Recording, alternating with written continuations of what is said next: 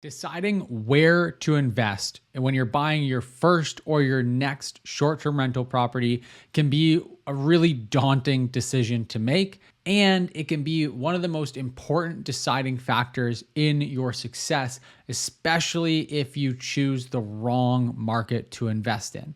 In this video, I'm going to share with you a few markets that look good, a few markets that look not so good, and a few markets that look good, but might actually be a wolf in sheep's clothing. Let's jump into it and start looking at some good markets so that you can start to figure out for yourself which markets are actually good for short-term rental investing and which ones aren't.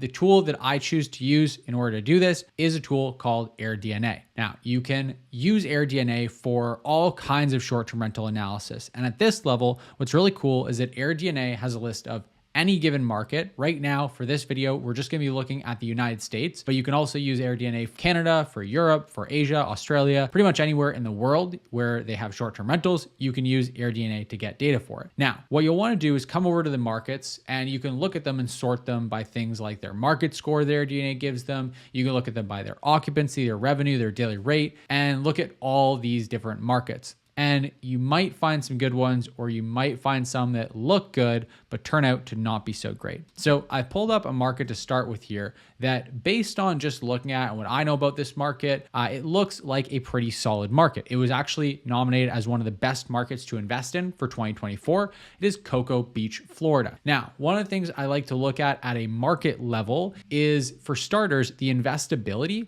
which AirDNA basically calculates by comparing the average purchase price of a property in that area to the average revenue potential. Now, this is by no means an absolute figure or an exact figure, because you are aggregating data from the entire market. And what you can run into issues with is if there are some markets that perform really well on the revenue side because of a few outlier properties that skew the numbers, or that there's a lot of cheap properties for sale that wouldn't do well, and then the properties that do perform well are much more expensive. So there are definitely potential errors and flaws with the investability score. It is not to be taken as a one, answer for everything. It is just one data point that tells you that there's a good chance you'll be able to get a good return on your investment. Now, another one that's really important and helpful to look at right now is rental demand and revenue growth, which these two numbers tell you the amount of growth in demand and for rentals and the demand for in revenue over the last couple of years. So it tells you, in other words, if the market is becoming more attractive and is growing. A lot of markets right now are contracting because of the things going on in the market, because we're coming out of the pandemic. There are a lot of markets that are contracting that saw a big push up and are now kind of coming back and normalizing. And so anytime that you can find a market that is still experiencing consistent or strong rental demand and revenue growth, that is a good thing. Seasonality, I don't worry about too much, simply because revenue is revenue, really. The only reason that seasonality matters is for your cash flow planning, because you might need to squirrel away some money that you make in high season to make sure that you have it set aside for low season when revenues are going to be lower. But overall, it doesn't actually impact your returns when during the year the revenue comes in. It just impacts your cash flow, so you have to plan accordingly. Regulations are another really big thing that I look for. And frankly, trusting AirDNA on this one is a bit of a trick. I'll show you that with my next one here. So if we look over at this market, Palm Springs, California, you can see that it's got good regulation score of 50. It's actually got decently high investability. Sure, rental demand and revenue growth are down, but seasonality is good, regulations look good, so why not invest in Palm Springs? Well, as you might know, if you followed other YouTubers in this space or just been in kind of hearing about things going on in Palm Springs, there's pretty horrible regulations there for short-term rental properties that make it incredibly difficult to actually rent your property short-term all year round. There's limitations on when and how often you can rent your property short term. And that means that you either have to leave your property vacant the other nights of the year or figure out some kind of a mid-term rental or long-term rental setup, which, in addition to lowering your overall returns, is also going to mean that you're now going to be falling into landlord and tenant laws with long-term rentals. And in California specifically, you don't necessarily want to be doing that because a lot of people get into short-term rental investing in the first place so that they don't have to deal with all the pain and the headache of tenants not paying rent, evictions, damages to their property. And so if now all of a sudden you have to do that because of regulations, it can kind of put you in between a rock and a hard spot and have you not really performing well to boot. So you do have to be careful with this. Do your due diligence. With any given market, you want to make sure you're doing your own regulatory research to figure out exactly what the regulations are. And you can even take it one step further by looking at what the incentives are for that area, for the government, the people in that area, as far as regulations.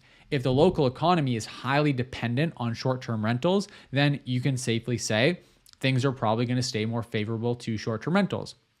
If all the people and the politicians want short-term rentals gone, then even if there isn't regulations banning them, prohibiting them, restricting them right now, pretty safe to say that in the near future, it will happen. So you probably want to steer clear of some of those markets.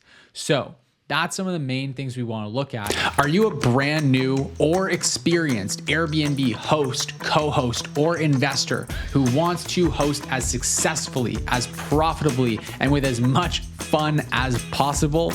If so, then I would love to invite you to check out BNB Tribe, linked in the description down below this video. It's our exclusive community for Airbnb hosts, investors, and co-hosts from all over the world, where I share some of my best trainings that go into detail on every single aspect of Airbnb hosting from A to Z. We've got advanced training playbooks that will help you to use more advanced strategies to take things to the next level and make more money and have more fun hosting, co-hosting, or investing on Airbnb. You're also going to get access to an incredible community and over $2,500 worth of deals, perks, discounts, bonuses that I've negotiated with other vendors in the short-term rental industry. So if you want access to all of that and a whole bunch more, check out the link in the description down below for BNB Tribe, and I would love to see you on the inside. We also want to look at the overall revenue potential, because even though you might be able to earn a good delta on what you purchased the property for, if your property is only making a few $1,000s a year in cash flow, probably not going to be worth your time. So you want to make sure that you can find good properties that are in your ideal kind of budget range. They're not too cheap. They're not too expensive for what you're looking for. That you have good properties. You've got good investability, good revenue demand and rental growth, and that your regulations are favorable and likely to stay that way. Now, another thing that I see people running into all the time is a market like this. Now, if you ever played like Mario Kart, this is like you're kind of getting towards maxed out on all the stats for this market. So you think to yourself, Canaryville, wherever that's located, must be a great market. It's got a 100 out of 100 market score, a 90 on investability, rental demand through the roof, revenue growth through the roof, seasonality, high score, regulations, 50. So let's go and research regulations. And if they're favorable, let's get in there before anyone else finds out about this market. After all, there's $80,000 in average revenue for properties in this area. How much better could you possibly hope for it to get? Let's do it. However, if you look here, there's only 8 short-term rental properties in the entire market.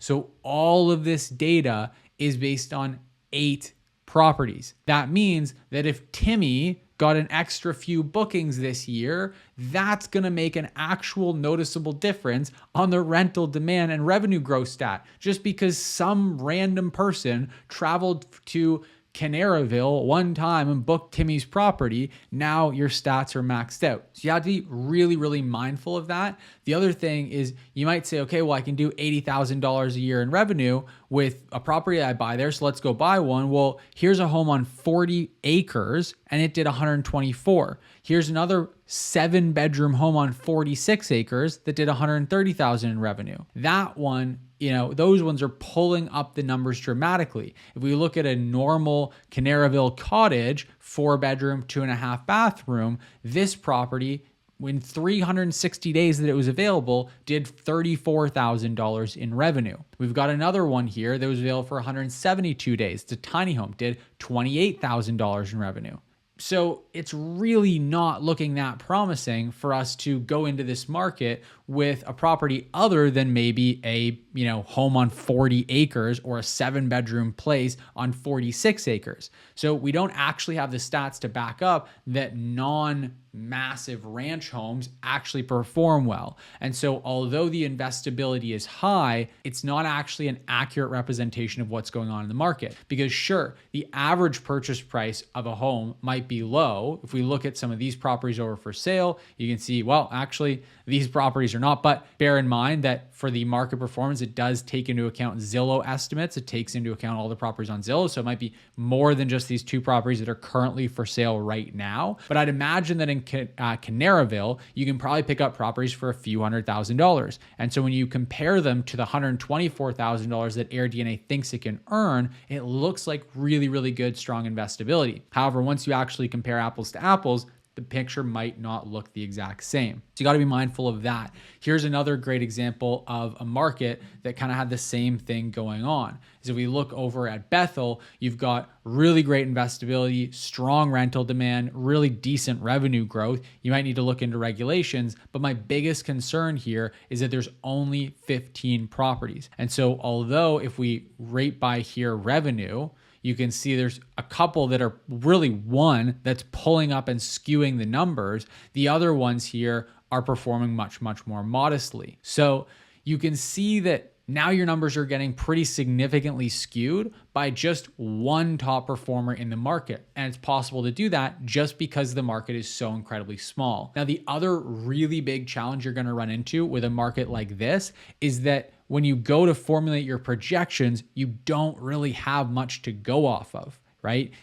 There is an advantage of not having a lot of competition, but I would take more certainty in my investment over less competition any day of the week. Ultimately, your due diligence and decision making is what makes or breaks you as an investor. And so you don't want to go and get overly eager and excited about getting into a market where there's no competition, because that means that you don't have a lot of data to inform your decision making. So hopefully this has been a good, helpful insight for you into how I go about looking at different markets, the kind of red flags I look for, the green lights that tell me a market is worth digging into further, and give you some idea of how to find a really good market to invest in.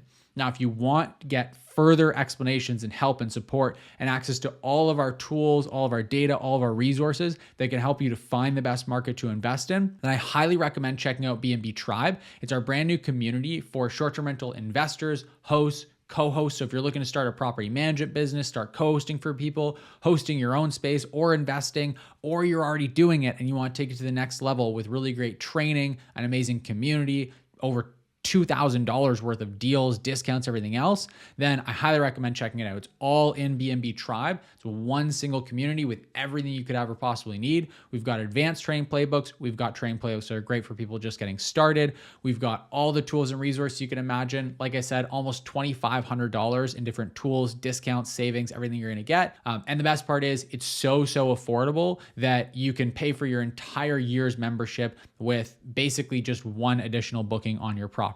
So check it out. It's linked in the description down below. If you like this video, if you got value from it, make sure you hit the like button, give this video a thumbs up. Helps me out dramatically in getting these videos in front of more people, helping more people and growing this space. I really love Airbnb and short-term rentals. So if you take half a second and just hit that like button, it really does me a huge favor. And last but not least, if you're new to the channel here and you haven't subscribed yet, make sure you do that now as well. Just hit that subscribe button and you can hit the notification bell as well if you want to get updates and notifications once we post new content, which happens every single Tuesday and Thursday without fail. With all that being said, thank you so much for watching this video and I will see you over in the next one.